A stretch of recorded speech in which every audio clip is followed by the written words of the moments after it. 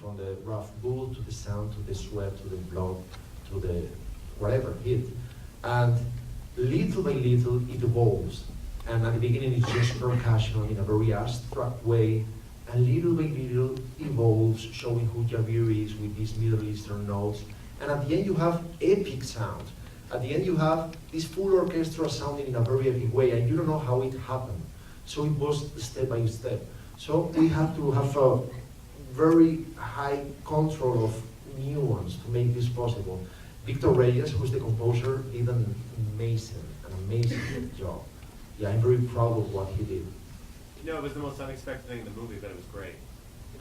You know, just before I forget, I just read an article today, an interview with Guillermo del Toro. He's in Toronto because he's got a couple films that he produced, and he was talking about the state of sort of independent horror, and he specifically said that now is the time for filmmakers who are doing that to be bold and to do things that seem impossible. And he specifically mentioned Barry as a prime example of that, and I think that's exactly what you've done here, is do something that's impossible and bold as hell, and you pulled it off.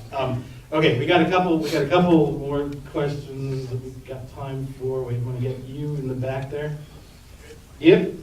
So you said that you underestimated how tough this shoot was with Barry. What ended up being more taxing on you as an actor? Something like Barry or something like Green Lantern?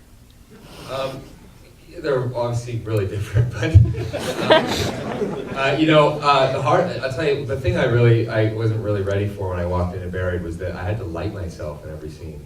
I know that sounds like a silly little thing, but it was kind of the bane of my existence. I had so many things to think about, and Take it. Yeah, go for it. It's actually me calling you. Tell them you're perfectly happy with your current long-distance marriage.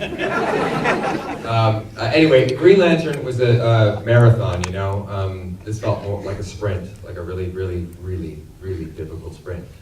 So I just finished. I mean, it was 7 months of shooting, but I'll tell you, my absolute worst day, most difficult day I ever had on Green Lantern is absolutely nothing compared to my finest moment on Buried in terms of workload and all that stuff. I'll never complain as long as I live on a film set again after working on it. All right, let's see, you in the front back there. Yeah. What the tattoo that was on the wrist? Mm-hmm. What did it say? It said, "You shithead, you're 21, what are you getting tattoos for?" You know what? It was usually covered by the damn watch, and when I've seen the movie a couple of times, I watch people sort of lean forward. What the hell does that say? And I usually cover, I don't know why, when I was young I got a tattoo, I'm not telling you what it's You'll have to rent the DVD, I guess. All right, we got time for one more, I think. I think it's got to be the best one we've had so far, so all the hands go down. Okay, you right there. This is the last one. Try to be used. Showstopper, go for it. For the director, did you and your DP have a lot of experience with the very low light, just natural lighting, or was this a new thing? We had a lot of experience. We have been buried alive for years. Yeah. Well, it was tough too, because we lived in the edge. I mean that we use practical light almost the whole time. When he uses the Zippo, the lighter, he is using an actual Zippo, and that's what we have there, and nothing more. And that's something that I wanted, so everybody could feel and touch the film. So everything was totally physical and believable. So you only can see what he can see. So when he moves the cell phone, there's of course, it's not the real screen, it's a system of LEDs, and so you can see what he's seeing, but nothing more. And when you have darkness, you have pitch black. I mean, in a regular film, when you have darkness, you can see things. This is that kind of fake darkness, when you assume that you are seeing things that the main role character is not able to see. But here, you're seeing exactly what he sees. So we really, really live on the edge the whole time. And actually, there were a couple of sequences in which we went too far. So we had to repeat them. When I mean too far, that's what I was going to say actually. I mean too far. There are some scenes, you know that he's Ryan because of his teeth, and that's all. We went even further. and we had to rebuild them. You could only see my thoughts.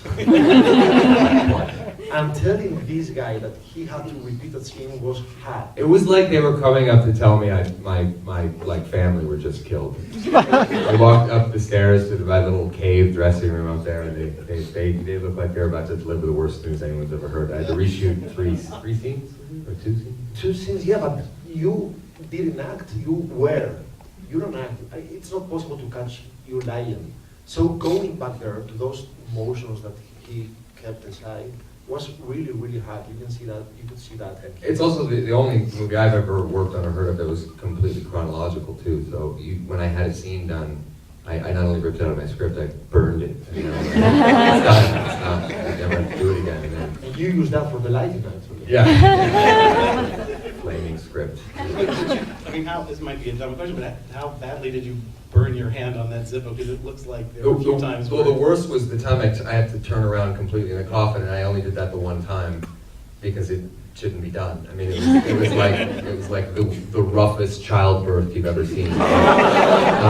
And the whole time though, I'm holding the Zippo, and it's just starting to cook and cook and cook. So part of the impetus to get all the way around there, despite pulling my shoulder out of the socket and turning, was just because my hand was about to melt. I was about to look like the bad guy for Raiders of the Lost Ark. You know? It wasn't good. The funny part of it is when you ended with the lighter, an electrician came close to you with gloves to take it. Yeah, Remember that? yeah. It's always that great moment, and this happens a lot to actors. You look up on set, and they're dealing with some kind of special effects thing, and everybody's wearing a gas mask but you. It happens all the time. And on this, it was the props guy with his gloves on. And in Barcelona, they pronounce it Barcelona. I mean, for a guy like me, that takes a while to really sink in. But the props guy would always, he'd always take me out of the moment because I'm getting ready to do this great scene. He'd go, hey, Ryan.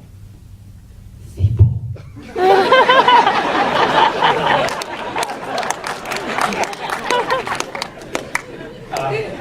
With that, Ryan and Rodrigo, thank you so much for bringing the film.